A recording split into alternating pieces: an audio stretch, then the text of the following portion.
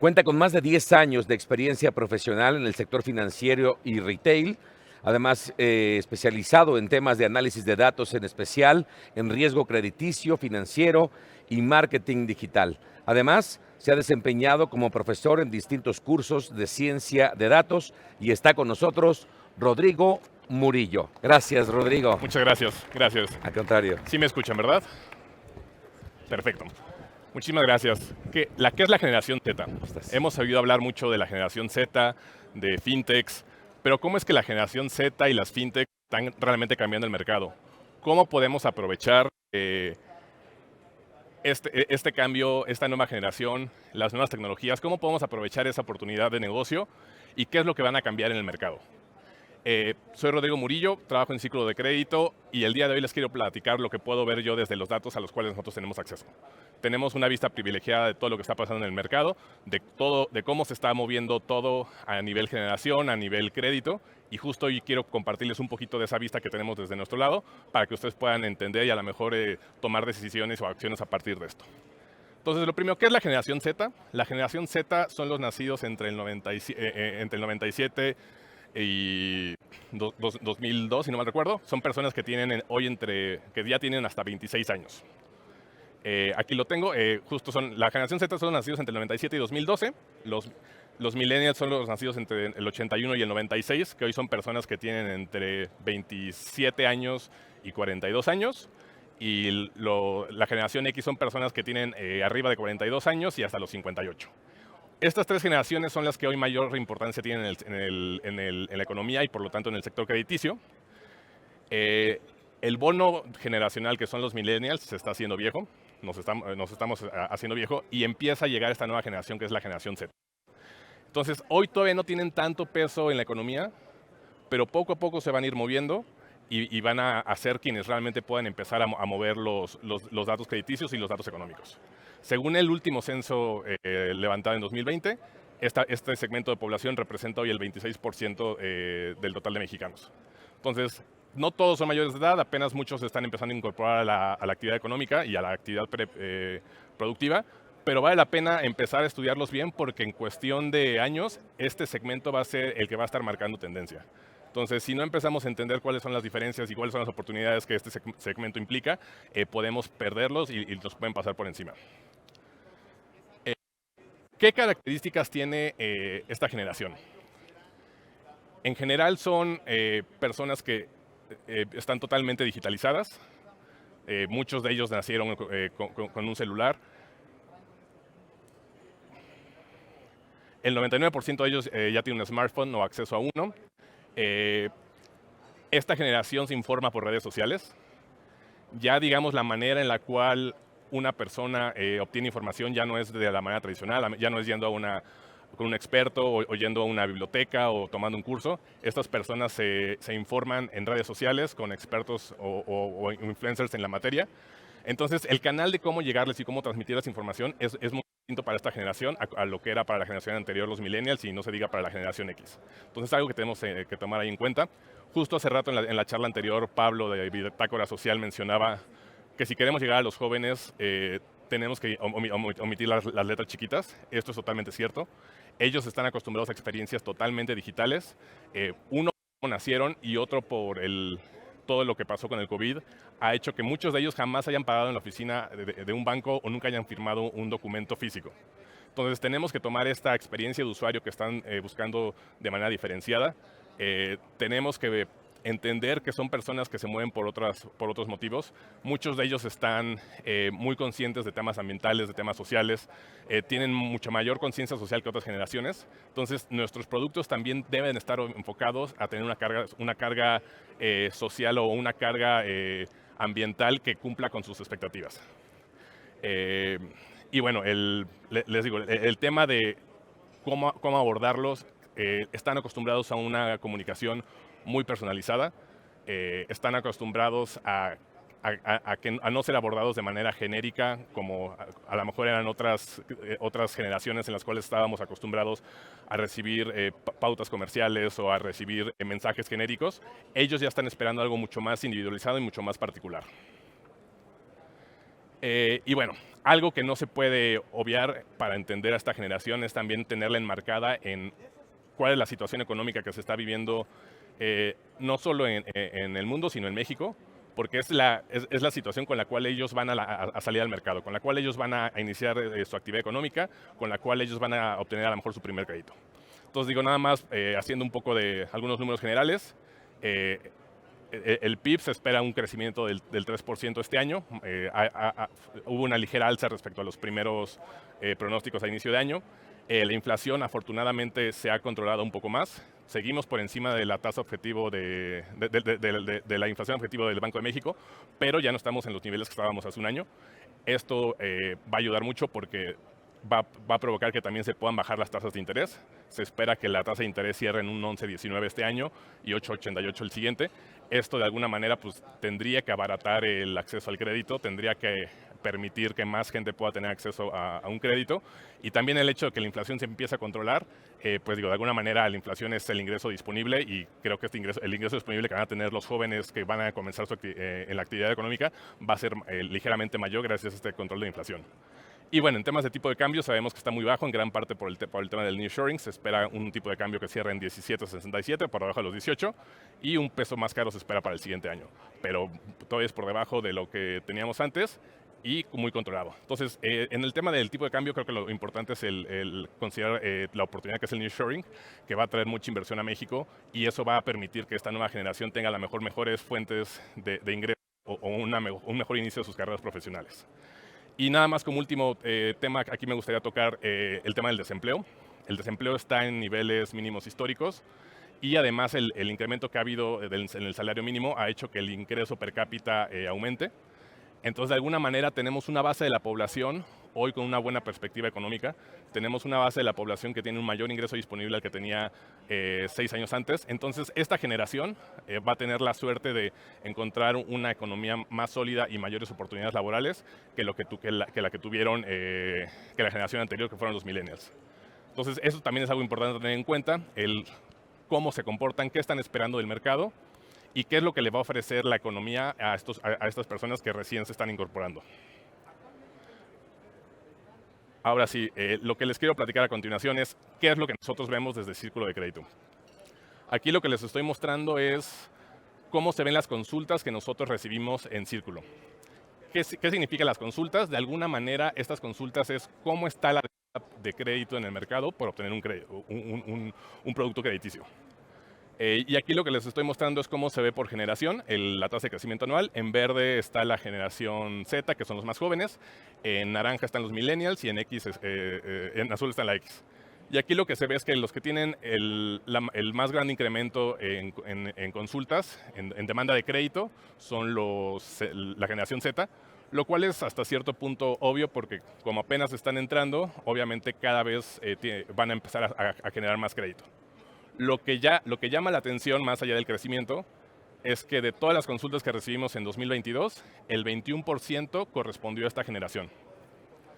Aquí es donde se ve que ya ese peso relativo empieza a ser importante. Son los que están demandando más crédito. Y les digo, esto es relativamente obvio porque, o sea, generaciones posteriores, muchos de nosotros ya tenemos una tarjeta de crédito o varias tarjetas de crédito, ya tenemos a lo mejor una hipoteca, ya tenemos un crédito automotriz, entonces no estamos demandando tantos nuevos créditos porque ya tenemos. Esta generación comienza con nada y está comenzando a demandar servicios y productos financieros. Entonces justo por eso ya se hace empezar y ya están en 21% del total de consultas que nosotros recibimos. Pero ahora, ¿cómo se ven ya estas consultas? Ya no por generación, sino por tipo de otorgante. Y aquí lo que les estoy mostrando son entidades financieras tradicionales, en color azul, en color naranja microfinancieras y en color verde plataformas digitales. Les llamo plataformas digitales porque la palabra fintech es ya una palabra reservada por la CNBV y hay muchas fintechs que operan como fintech pero no tienen hoy en día esa denominación. Entonces aquí estamos juntando realmente a todo lo que se consideraría fintech de manera tradicional y nada más lo estamos llamando plataformas digitales. Y aquí lo que se ve es que el crecimiento en consultas de las plataformas digitales estuvo alrededor del 150%. Entonces son ellas las que se están llevando la mayor atención o la mayor demanda del público. Son ellas las que se están viendo atractivas, son ellas las que también están haciendo campañas muy fuertes pues de obtención de clientes. Entonces, son ellas las que están llevando realmente la atención y las que están provocando este crecimiento. Esto también obviamente estuvo muy detonado por el tema COVID. O sea, lo recordamos perfecto, 2020 todo paró, todo se cerró, y los que podían seguir operando y los que podían seguir creciendo eran los que tenían procesos digitales y podían mantener su operación. Entonces digamos que esto aceleró mucho la transformación digital en temas, bueno, en general en todo, pero bueno, aquí es un reflejo del tema del crédito. Entonces es la combinación de este tema coyuntural que fue el COVID, más el hecho de que están apareciendo muchas nuevas fintechs todo el tiempo con mucho financiamiento y capital atrás, y lo que están buscando es crecer.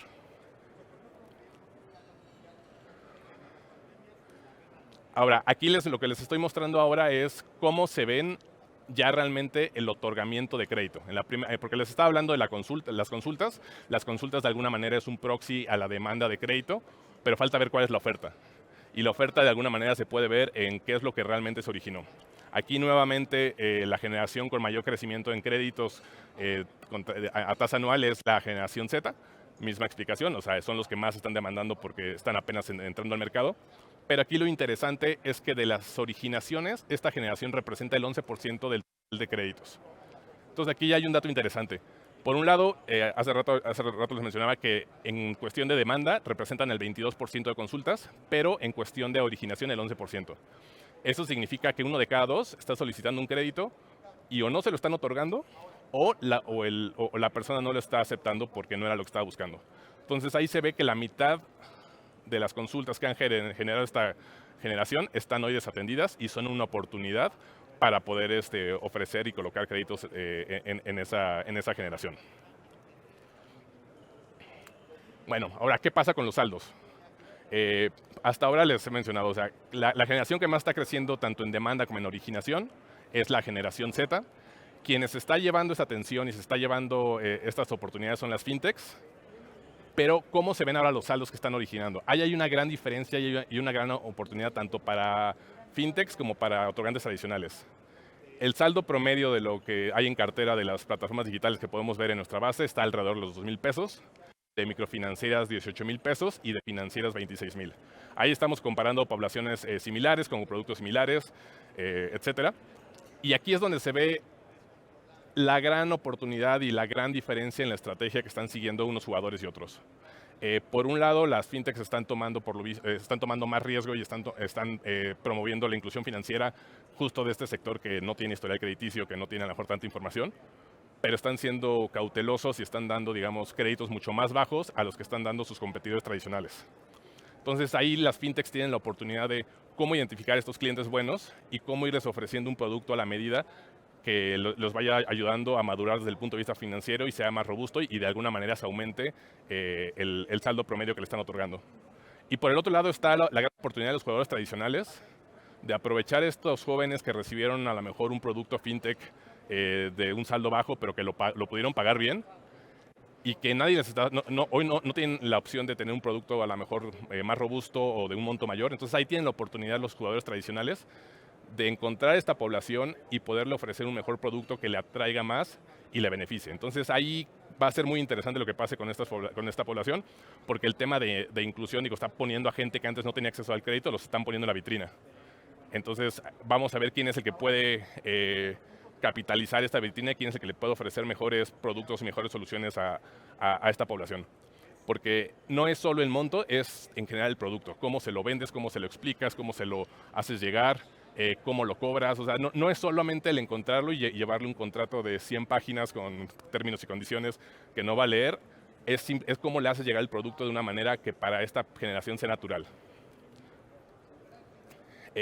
Y bueno, aquí lo que les quiero mostrar es cómo se ve el efecto combinado de lo que ha pasado en estos 3 años posteriores a pandemia. Aquí les estoy mostrando cómo se ve el wallet share en participación de saldos por generación de 2020 a 2023. Y digamos, está del lado derecho está la generación Z, del lado izquierdo está la generación X y en medio está la generación millennial. Y ahí comenzaré con la generación X, que al inicio de la pandemia tenían más o menos el 10% de sus cuentas con una fintech, con una plataforma digital, en saldos, y 3 años después ya están alrededor del 25%. O sea, sí hubo un crecimiento en esta generación en temas de plataformas digitales. Entonces, digo, de entrada, un primer mito de que solo los jóvenes están yendo a las plataformas digitales, eso no es cierto. Todas las generaciones están obteniendo créditos con estos nuevos jugadores. Pero quien se ha visto más fuerte este cambio es justo en la generación Z. La generación Z, al inicio de la pandemia, tenía menos del 5% de sus saldos con plataformas digitales. Hoy tiene más del 60%.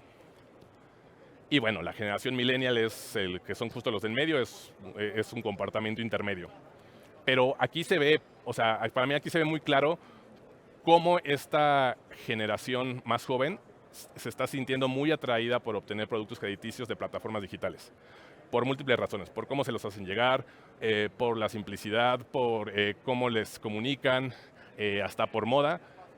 Y aquí sí se ve el crecimiento muy fuerte.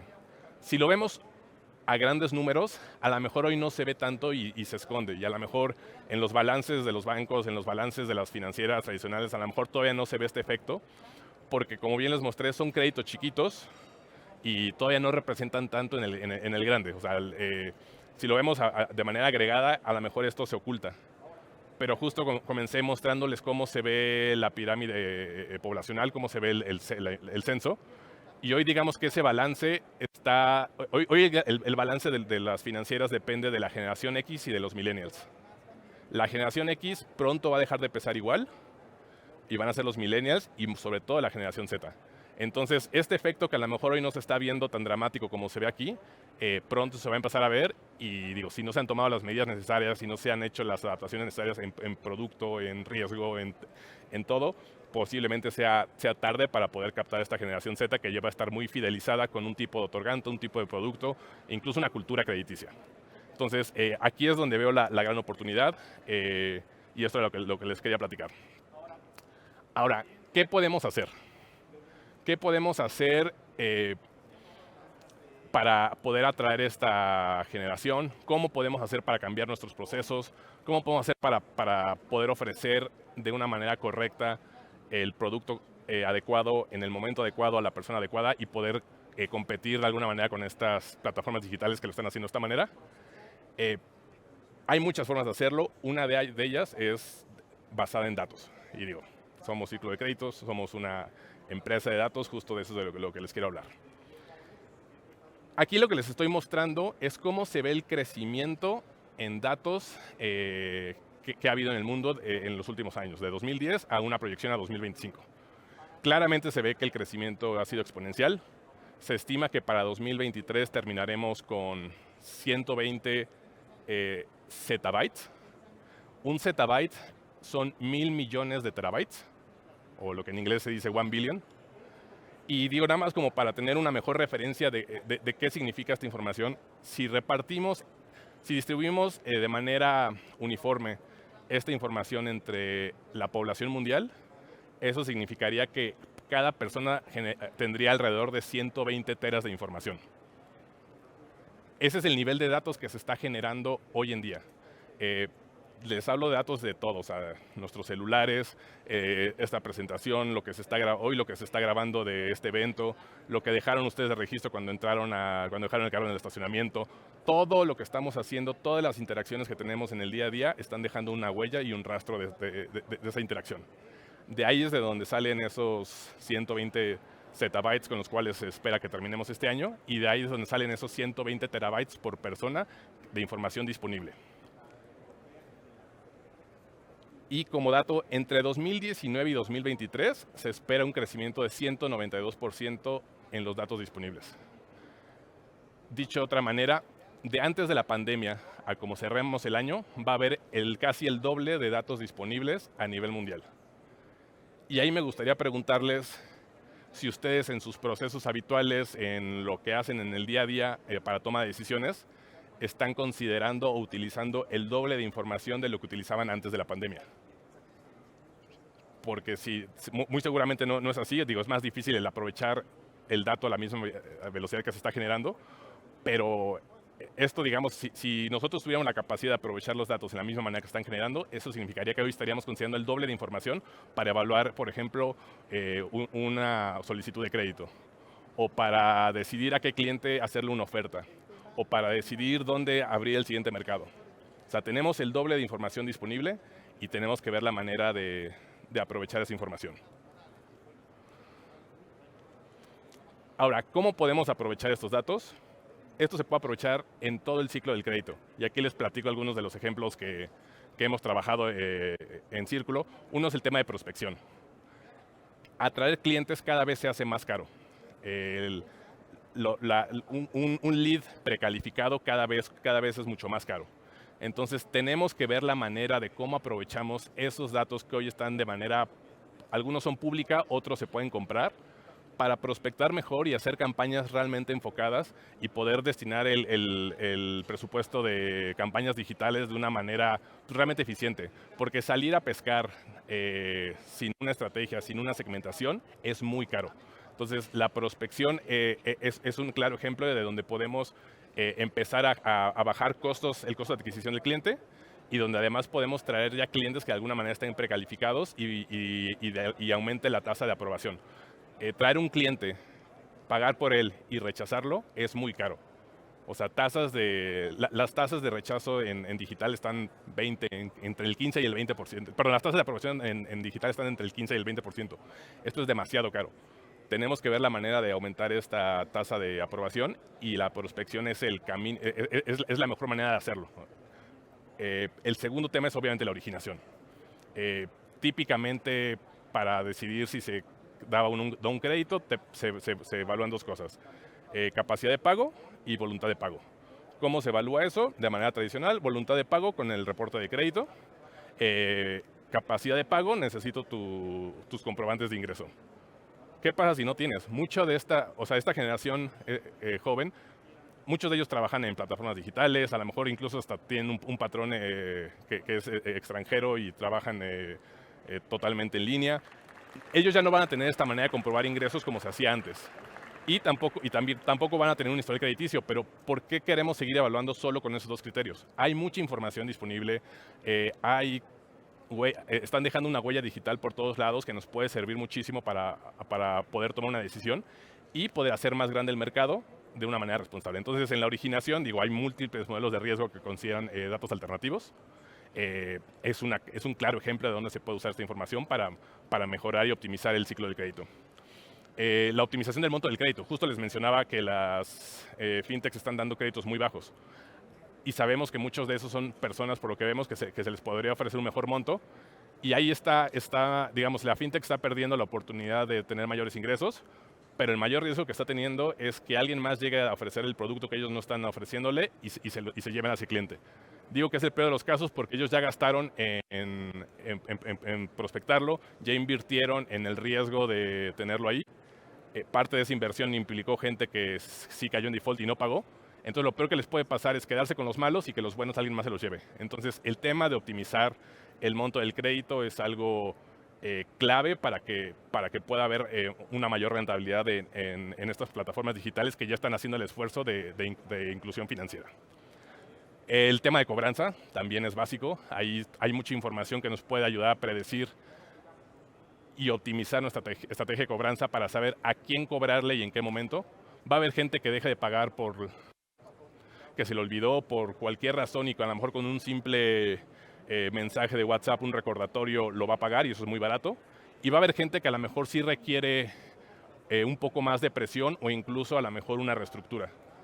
Pero eso lo podemos nosotros analizar desde el back office, lo podemos analizar en frío, hacer una estrategia y salir al campo ya con una estrategia óptima para realmente que el presupuesto esté lo más controlado y el beneficio de la cobranza sea el mejor. Y bueno, uno más es el tema de churn.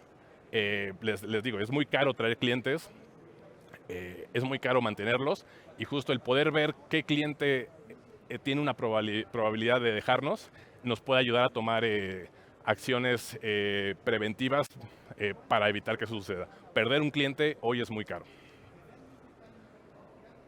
Y bueno, ya nada más me gustaría cerrar esta plática contándoles un poco de lo que he podido ver en mi experiencia profesional y sobre todo trabajando con otorgantes de distinta índole. En Círculo de Crédito tenemos más de 3,000 clientes de todo tipo. Y les quiero platicar un poquito qué es lo que he visto que ha funcionado en cuanto a mejores prácticas para poder crear una cultura de datos, un área de ciencia de datos dentro de una empresa. Muchos creen que solo las fintechs o las startups pueden porque arrancan de cero, y sí es más fácil arrancar de cero y arrancar con una arquitectura tecnológica que te permita analizar y explotar todos estos datos, pero no es lo único. De hecho, el punto más importante que yo les diría de lo que he visto de empresas que logran triunfar en temas de ciencia de datos es el conocimiento de negocio. Creo que hoy está el paradigma de que gente muy buena desde el punto de vista técnica, doctores en física, en matemáticas, programadores, pueden ellos mismos crear un negocio nada más aprovechando las herramientas. Esto es parcialmente cierto, y como ejemplo tienen a Silicon Bank, que tronó hace algún año, que justo creían eso. Seguramente en temas de datos estaban increíbles, en infraestructura estaban increíbles, pero los conceptos más básicos de riesgo no los tenían, y algo tan sencillo que era como era calzar Treasury Bonds, no lo podían hacer y tronaron. Entonces, el conocimiento del negocio para mí es básico. Otro punto muy importante es, en la medida de lo posible, tratar de ser agnósticos a la tecnología. ¿Qué significa esto? No casarnos con un lenguaje de programación o con herramientas o plataformas tecnológicas, porque el mundo de la tecnología está cambiando muy rápido y es muy probable que necesitemos movernos y cambiar también nosotros. Entonces, en la medida en que podamos hacer estos cambios lo más fácil posible, más fácil vamos a poder adaptarnos a nuevas herramientas y nuevos productos, y vamos a poder obtener mayor beneficio de eso. También esto nos va a ayudar mucho a optimizar el gasto en tecnología. Esto obviamente es mucho más fácil para una empresa que se crea de cero, porque pueden hacer con este ideal. Empresas ya más grandes y de mayor antigüedad pues ya traen muchos legacies que difícilmente se van a poder cambiar, pero hay manera, siempre hay manera de hacerlo. La otra ya es tener que sea una empresa, les digo, que tenga rapidez y agilidad para probar cosas. Es muy caro tener una idea y que pase un año para poder probarlo. La manera más barata de poder realmente encontrar el producto perfecto es muy rápido poder probar y muy rápido poder iterar. Entonces necesitamos tener una cultura y un ambiente de desarrollo tecnológico que nos permita probar lo más pronto posible. Y bueno, como último nada más también pensar que el tema de datos es cultura, no solo es gente y herramientas, es cultura. Y tenemos que tener en ese sentido una estructura de datos sólida que permita una cultura de datos y de aprovechamiento de la información. Aquí me quedo por si en caso de que haya alguna pregunta, ya se nos está acabando el tiempo.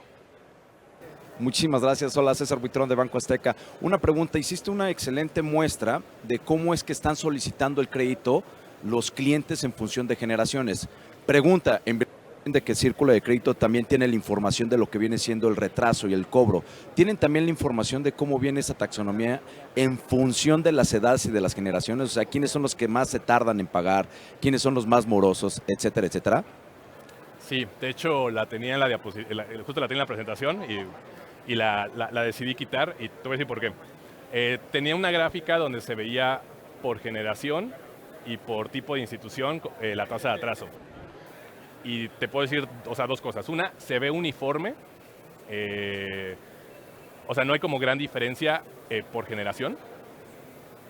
Donde sí había diferencia, y por eso preferí no mostrarla, es por tipo de institución, porque hoy las fintechs tienen una tasa de atraso mucho menor a los tradicionales, pero esto es muy engañoso porque vienen de un crecimiento exponencial, son carteras muy nuevas, entonces justo para no dar el mensaje equivocado de que en temas de riesgo lo están haciendo mejor que los tradicionales, prefirió omitirla, pero lo que sí es que a nivel generacional no hay una gran diferencia. Existe, obviamente, hay mayor riesgo porque son personas con ingresos no tan estables, por cuestiones obvias, pero esto que se cree de que son irresponsables, que se van a la primera de cambios, etcétera, no se ve tan marcado en la información a la cual nosotros tenemos acceso. Perfecto, muchísimas gracias. Gracias a ti.